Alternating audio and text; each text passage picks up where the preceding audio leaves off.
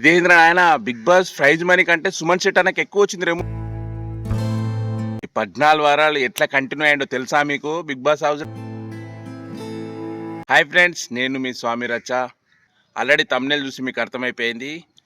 సుమన్ శెట్టి 14వ వారం ఎలిమినేట్ అయ్యాడు. అసలు 14 వారాలకు అతనికి రెమ్యునరేషన్ ఎంత వచ్చింది అని నిజంగా ఆశ్చర్యపోవాల్సిందే. రెమ్యునరేషన్ చూస్తే almost prize money, big boss prize money దగ్గరకు వచ్చేసింది.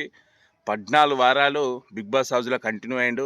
అసలు సుమన్ శెట్టి అన్నను అసలు బిగ్ బాస్ హౌస్ ఎందుకు తీసుకుంది అంటే, హౌస్లోకి పోయిన తర్వాత ఎంటర్టైన్మెంట్ చేస్తాడు అని బిగ్ బాస్ హౌస్ వాళ్ళు భారీ రెమ్యునరేషన్ ఇచ్చి, వారానికి భారీ రెమ్యునరేషన్ ఇచ్చి తీసుకున్నారు.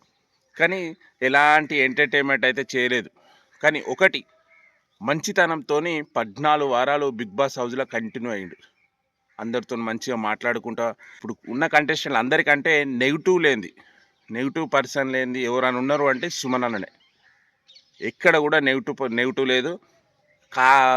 నామినేషన్ టైంలో అయితే అందరూ ఎంజాయ్ చేస్తారు సుమన్ అన్న నామినేషన్లో. ఎందుకంటే అప్పటి వరకు సైలెంట్గా ఉన్న సుమన్ శెట్టి గారు ఒక టైగర్ లెక్క నామినేషన్లో విజృంభించిండు. అయితే అతని ప్రభంజనం ఒక డైలాగ్ అయితే వైరల్ అయిపోయింది సుమన్ శెట్టి గారి బిగ్ బాస్ 9లో. అయితే ఇతనికి రెమ్యునరేషను ఎట్లా ఫిక్స్ చేస్తారంటే, సుమన్ శెట్టి గారు 300 సినిమాలు చేసిండు.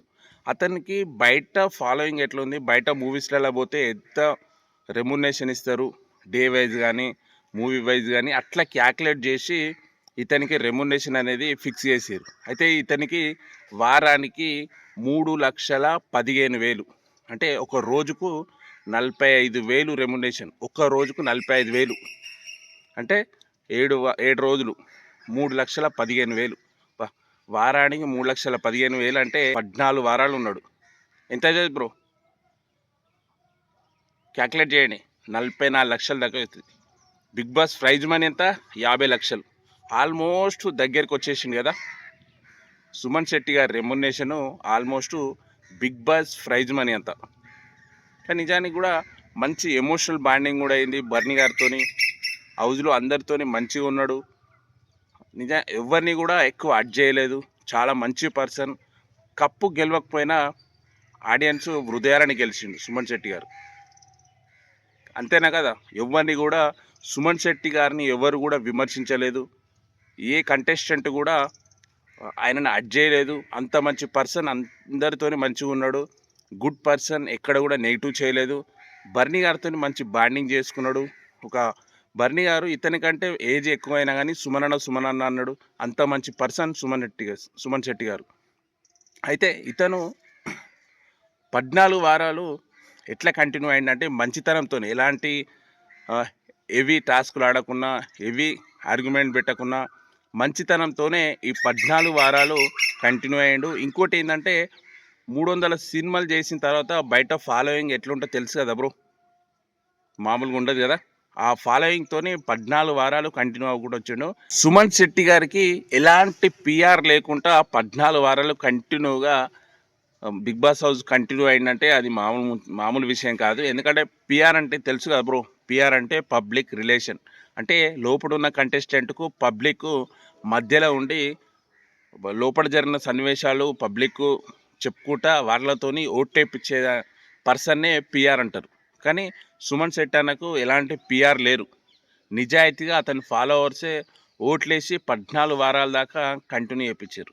కానీ నిజంగా సుమన్ శెట్టి అన్న చాలా సింపుల్ పర్సన్.